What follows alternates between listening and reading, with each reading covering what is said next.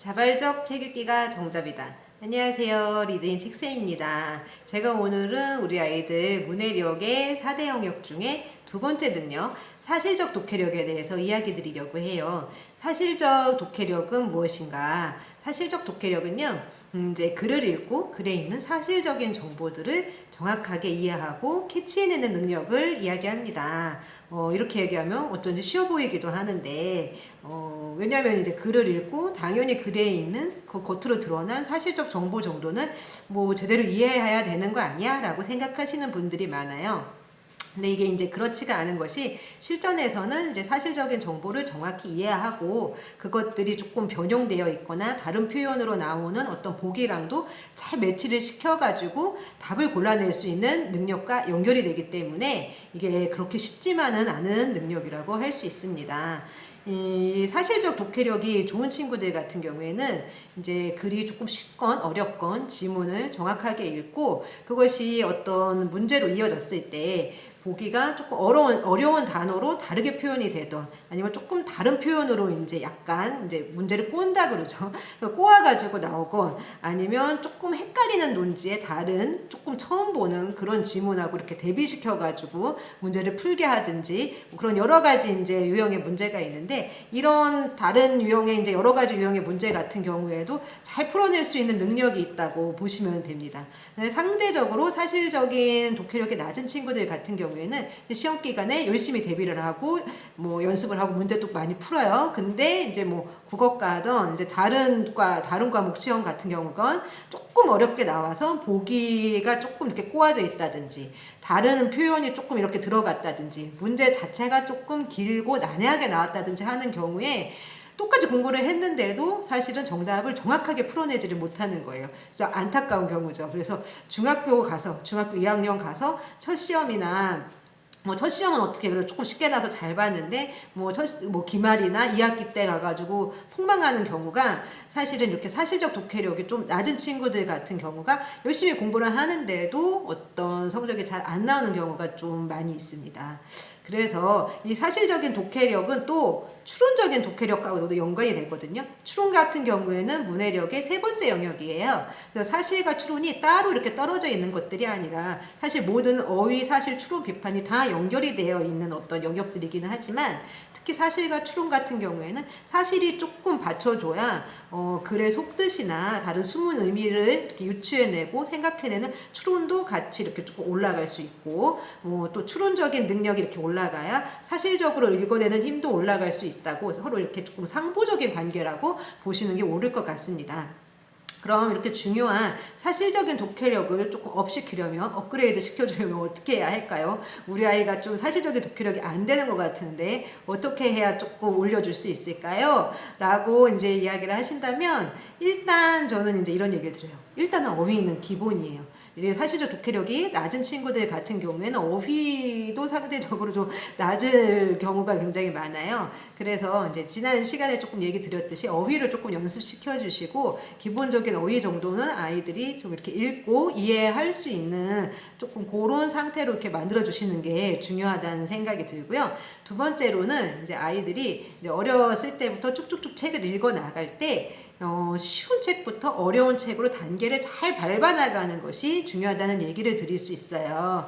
그러니까 이거는 이제 되게 당연한 이야기인 것 같기도 하지만 갑자기 이제 조금 책을 안 읽다가 어느 순간에 애들이 책을 읽고 이렇게 되는 경우들도 있거든요, 간혹. 근데 그렇게 될 때 좀 그래서 자기 흥미 위주의 책이나 갑자기 전집류의 어려운 책들이나 이런 것부터 보게 된 친구들 같은 경우에는 사실적인 독해력이 좀 낮은 친구들도 있어요. 그래서 제가 볼 때는 어렸을 때부터 좀 이렇게 다양한 분야의 책을 쉬운 책부터 차분차분히 조금 이렇게 밟아서 읽어 나가는 그런 것들이 필요하다는 생각이 듭니다. 세 번째는 다양한 분야의 책을 읽는 것이 중요한데 일단 편독이 조금 위험하다는 이야기를 드리고 싶어요. 물론 이제 우리가 취미 독서를 하고 할 때에는 자기가 좋아하는 분야의 책을 얼마든지 읽을 수 있어요. 근데 우리가 이제 학업에 실질적으로 도움이 되는 이제 독서 같은 경우에는 좀 여러 가지 분야의 책들을 일부러라도 이제 읽게 해야 된다는 이야기를 드릴 수 있어요. 그러니까 인문문학에 대한 책부터 어떤 사회과학 도서, 자연과학 도서, 뭐 기술, 예술 이런 분야의 책들을 뭐 그게 이제 이렇게 얘기하면 되게 거창해 보이고 너무 여러 분야의 책이 아니야 이렇게 생각하실 수 있지만 굉장히 이제 1, 2학년용 책들부터 사실 유아 책들도 그렇고 그렇게 분야가 좀 나눠져 있거든요. 그리고 이 다양한 분야의 책들을 좀 골고루 아이가 읽으면서 그 여러 분야의 책들의 어떤 지문에 대해서 좀 모두 좀 익숙할 수 있게 그렇게 만들어주는 것이 중요합니다. 왜냐하면 이제 우리 아이들 수능 자체가 굉장히 여러 영역에서 나오고 있고 제가 말씀드린 그 영역에서 나오거든요. 문학, 뭐 사회, 과학, 뭐 예술, 기술 뭐 이런 식으로 나와요. 이렇게 분야가 전형에서 나오기 때문에 나중에 돼가지고 내가 정말 읽기 힘든 분야의 글을 읽어야 되는 거는 이제 더 힘들어질 수가 있기 때문이죠. 그러니까 사실적 독해력이 좋다고 하는 것은 어떤 글이 와도 그 안에서 내가 사실적 정보들을 찾아낼 수 있어야 되거든요. 당연히 내가 좋아하는 분야, 쉽게 읽을 수 있는 분야의 지문이 쥐어지면 아이들이 그거는 뭐 어떤 분야든 내가 좋아하는 분야, 내가 잘 읽는 분야는 사실적 정보력에 거기서 정보를 쉽게 찾아낼 수 있겠죠. 근데 이제 문제는 조금 다른 내가 생소한 그런 지문들이 나한테 주어졌을 때 거기서 내가 사실적인 정보를 찾아낼 수 있느냐에 대한 문제인 거거든요. 그래서 이제 조금 어렸을 때부터 다양한 분야의 책들을 좀 이렇게 많이 접하게 해주시고 아이가 너무 한 분야의 책만 좋아한다고 한다면 좀 일부러라도 도서관이나 뭐 알라딘이나 이런 데 가서 다른 분야의 책들을 이렇게 권해서 읽어 주시기도 하고 또 읽는 시간을 또 마련해 주시기도 하고 하시기를 바랍니다. 저 같은 경우에는 이제 저희 아이가 이게 편도이 굉장히 심한 지금도 약간 그런 케이스라 좀 엄마가 권해주는 책이나 자기 마음에 안 드는 책 같은 경우에는 딱 거부를 하고 읽지 않는 이제 성향이 강했어요. 옛날에는 더 강했고 지금도 조금은 덜하지만 강한 편인데 제가 옛날에 이제 썼던 방법은 그냥 책을 뽑아서 제가 이제 조금 읽고 싶어하는 책이나 조금 안 좋아하는 분야에 평소에 거들떠도 안 보는 그런 분야의 책 같은 경우에는 내가 다른 책을 읽고 있을 때 그냥 옆에서 큰 소리로 그거를 읽어줬어요. 계속 이렇게 귀로 듣기라도 하게 익숙해지게 귀로 들어서 익숙해지게 그러면 자기가 좋아하던 걸 이렇게 읽다가도 아이들은 이제 계속 옆에서 일단은 근데 부담은 주지 말아야 돼요. 그렇게 읽을 경우에 너 이거 읽어봐 엄마 이렇게 읽고 있는데 일로 와볼래? 이런 얘기 없이 그냥 이렇게 막 조금 크게 읽어줬거든요. 그러면 어느 순간 이게 익숙해지면서 와가지고 흥미를 보이면서 같이 읽기도 하고 이런 경험들이 좀 있어요. 그래서 좀 다양한 방법으로 어쨌든 여러 분야의 책들을 접하게 해주시기를 조금 권합니다. 저는. 네. 그리고 이제 사실적 정보력에서 굉장히 중요한 게 사실은 뜬금없는 이야기 같을 수도 있지만 공감 능력이에요. 이 공감 능력이 좀 좋은 친구들이 사실은 책을 읽어낼 때 추론도 그렇고 사실도 그렇고 그러니까 추론 독해나 사실적 독해를 잘하는 경우가 굉장히 많아요. 그러니까 공감 능력이라고 한다면 다들 아시다시피 타인의 감정이나 생각, 입장을 잘 이해하는 능력이잖아요. 이게 이제 왜 글을 읽을 때도 중요하냐면 모든 글에는 필자가 있기 때문이에요. 작가건 시인이건 소설가건 뭐 필자가 있죠. 그래서 모든 글은 사실은 필자의 입장으로 필자의 논지로 쓰여진 거거든요. 즉 우리가 필자는 겉으로 드러나는 경우도 있고 드러나지 않는 경우도 있지만 글을 읽는다는 것은 그 필자의 논지를 따라가는 겁니다. 그 필자의 논지를 잘 따라갈 수 있어야 사실은 이제 시험이 점점 어려워지고 어려운 지문이 나와도 사실 사실적 독해나 추론적 독해를 잘 할 수 있게 되는 것이죠. 즉 사실적 독해라는 것은 조금 더 이제 심층적으로 말씀드리면 어떤 것이냐면 필자가 그 글에 구현해 놓은 사실적 정보들이 있어요. 그거를 내가 정확하게 읽을 수 있는 능력이 사실적 독해력입니다. 그래서 필자의 어떤 입장, 논지 이런 것들을 잘 이해하고 그것을 따라가서 사실적 정보를 찾아내는 것이 굉장히 사실적 독해의 핵심적인 어떤 힘이라고 할 수 있습니다. 즉 우리는 이제 흔히 이제 어른들도 글 좀 읽는다는 어른들도 이런 실수를 많이 하고 또 이제 수능을 대비하는 고등학생들도 이제 이런 실수를 많이 하는 거를 볼 수 있는데요. 글에 담겨 있는 사실적 정보랑 또 실제 팩트를 헷갈리는 경우가 굉장히 많아요. 이제 이게 무슨 말이냐면 이제 수능 같은 경우를 예를 들면 수능에는 굉장히 여러 가지 지문이 나오고 그 지문 자체가 뭐 예를 들면 굉장히 현대적인 글만 나오는 것이 아니에요. 고전도 나오고 이제 비문학 같은 경우에도 굉장히 옛날에 쓰여진 어떤 그런 설명문이나 어떤 과학적인 어떤 정보가 담겨져 있는 글이나 이런 것들이 나오기도 한단 말이에요.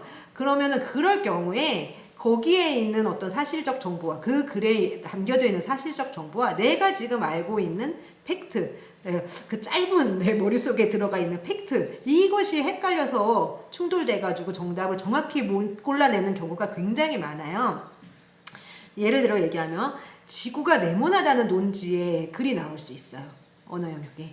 그러면 그 글을 읽고 어떤 사실적인 정보를 캐치해내는 어떤 그런 능력이라는 거는 지구가 네모나다는 증거들이 이렇게 나와져 있는 그런 글이라고 한다면 그 증거들이 사실적 정보겠죠.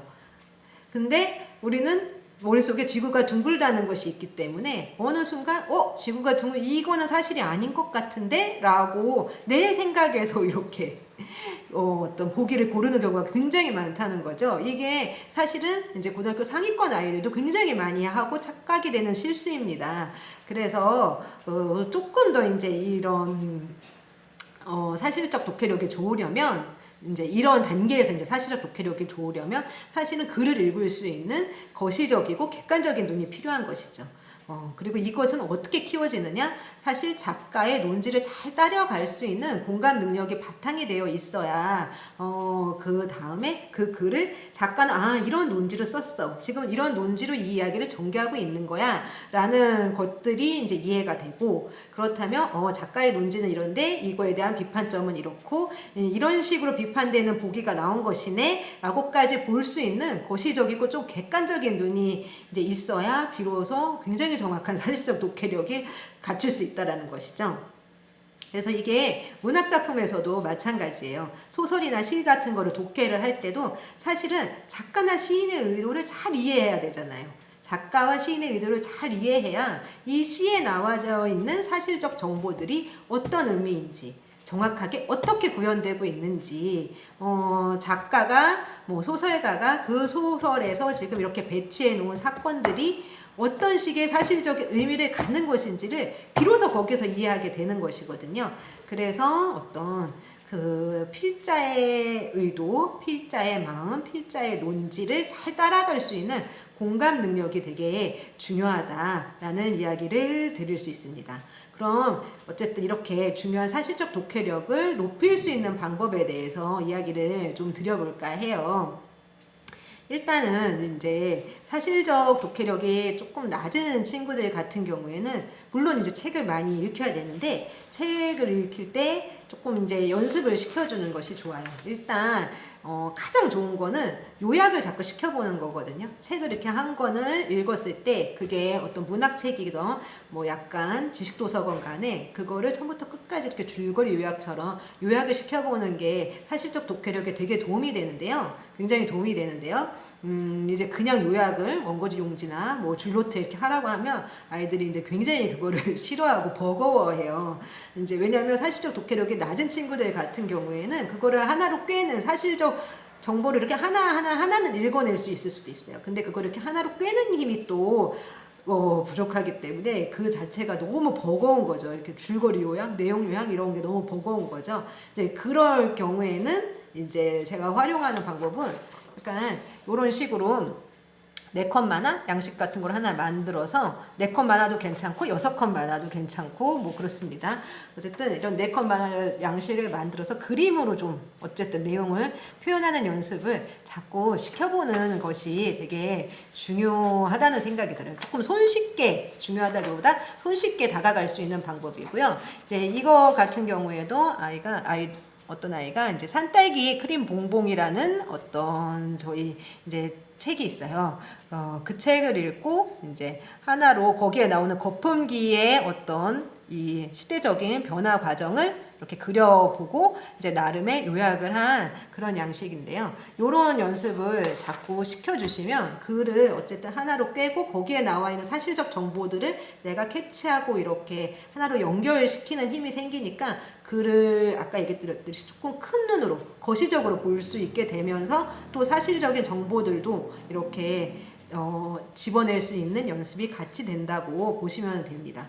그리고 또 하나 이제 방법 같은 경우에는 특히 이제 지식도서 같은 경우를 읽었을 때 물론 뭐 인문문학책 같은 경우에도 그런데 지식도서를 읽었을 때는 좀 이제 경우에 따라서 약간 이런 양식들을 부모님들이 만들어 주시면은 좋아요. 그러니까 지식 도서에 굉장히 많은 정보들이 있는데 아이들이 그거를 뭐 몇 번씩 좋아하는 친구들은 읽고 이러기도 하지만 그 몇 번을 읽은 친구들 같은 경우에도 거기에 나와 있는 정보들을 자신이 스스로 조금 정리해낼 수 없는 경우가 굉장히 많아요. 특히 요즘 친구들 같은 경우에는 학교에서 이제 수업을 PPT로 하고 거의 프린트물이나 이런 거를 많이 선생님들이 주면서 판서나 이런 것들을 아이들이 해보고 이런 경험이 굉장히 부족하더라고요. 그래서 이제 중학생, 고등학생이 돼도 아이들이 이제 제가 국어 수업 같은 거를 할 경우에도 거의 어떤 필기를 안 해요. 설명을 앞에서 막 칠판을 이렇게 쓰면서 해도 한가득 쓰면서 해도 필기를 안 하고 그냥 주어진 자료만 이렇게 보고 있는 경우가 굉장히 많고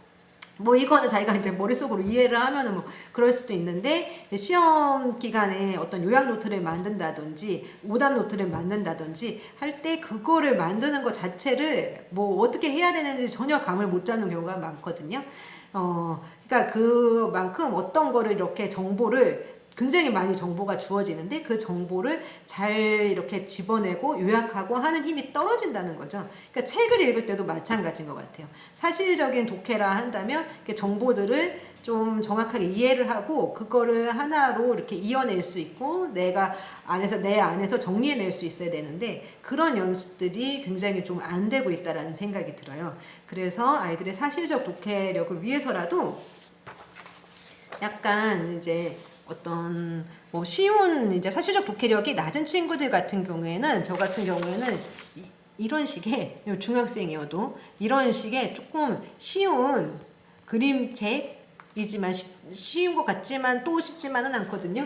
요런 약간 지식도서 요런 류의 책들을 조금 권해주시기를 바래요. 그래서 이런 것들 안에 있는 사실적 정보를 정리해내는 연습을 하는 거예요. 그래서 그냥 또 정리하라고 하면 아이들이 힘들어하기 때문에 그냥 부모님들이 한번 이거를 먼저 읽어보세요. 그리고 그냥 이렇게 이 안에 나오는 정보들을 이렇게 정리를 해서 거기에 한번 써볼 수 있게 답을 찾아서 써볼 수 있게 굉장히 뻔한 거 뭐 여기다가 이렇게 문제로 내어놓으셔도 돼요. 뭐 이렇게 이거에 대한 책은 아닌데 이 양식은 요거에 대한 양식이 아니어서 잘 맞지는 않는데 뭐 이게 지렁이가 흙동을 누웠어라 그러면 지렁이는 뭐 몸이 어떻게 이루어져 있나요? 라든가 그게 여기 나오거든요. 그런 식에서부터 굉장히 여기 나오는 자세한 어떤 정보들을 물어보는 거를 이제 문제로 내주시고 그거를 아이들이 여기에 이제 책을 다 읽고 이렇게 보면서라도 이렇게 조금 적을 수 있게 어차피 한 번 읽었다고 다 외우지는 못하니까 보면서라도 적을 수 있게 그런 식의 연습을 지식도서 읽을 때 자꾸 해주시면 사실적 독해력이 느는 데에 분명히 도움이 된다고 봅니다. 네. 그리고 또 하나는 이제 제가 지난 시간에 우리 아이들 어휘력 높이는 법에 대해서 이야기를 드리면서 짧은 글짓기나 단문 글짓기에 대해서 이제 이야기를 드렸었어요.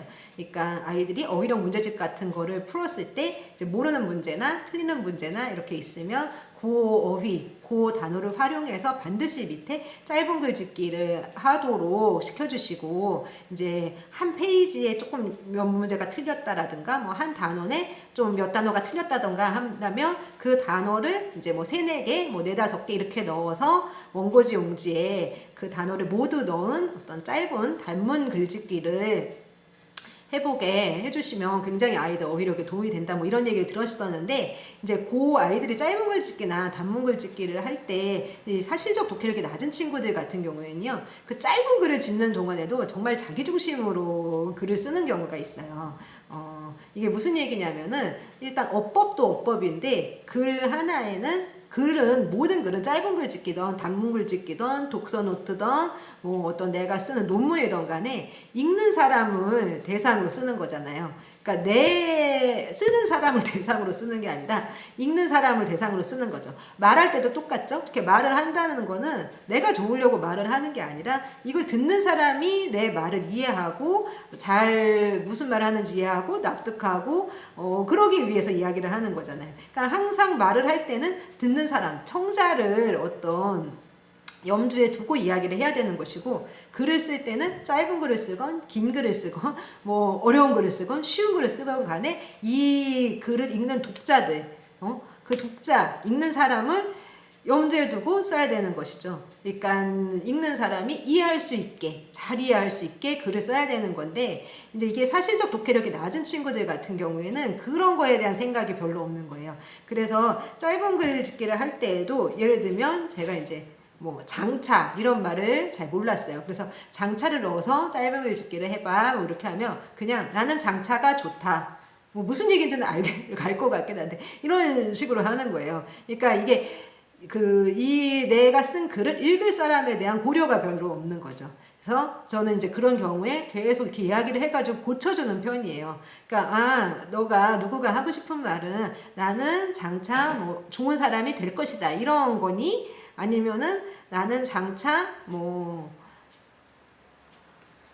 어떤 장차 나의 미래가 좋을 것이다 뭐 이런 이야기를 하는 것이니, 이렇게 물어봐서 자꾸 그거를 이렇게 약간 고쳐주는 연습이 필요해요. 그리고 아이들한테도 그냥 좀 이거는 대놓고 설명을 해줘야 되는 거예요. 그러니까 글은 읽는 사람을 염두에 두고 써야 되기 때문에 네 글을 읽고 상대가 이해를 해야 된다. 나는 장차가 좋다 한다면 너가 무슨 의도로 이 글을 썼는지, 이 짧은 글 짓기를 했는지 이해하지 못할 거야, 대부분의 사람들은. 이런 이야기를 조금 계속 해주면서 계속 타인을 염두에 두고 글을 써야 된다는 거를 얘기를 해주고, 그거를 연습을 시켜줘야 아이들이 짧은 글짓기, 단문 글짓기를 할 때 어떤 상대를 염두를 한 글짓기를 하게 되고, 이게 이제 왜 중요하냐면 글을 읽을 때 필자를 염두에 두고 읽는 어떤 그런 능력과도 연결이 되는 것이죠.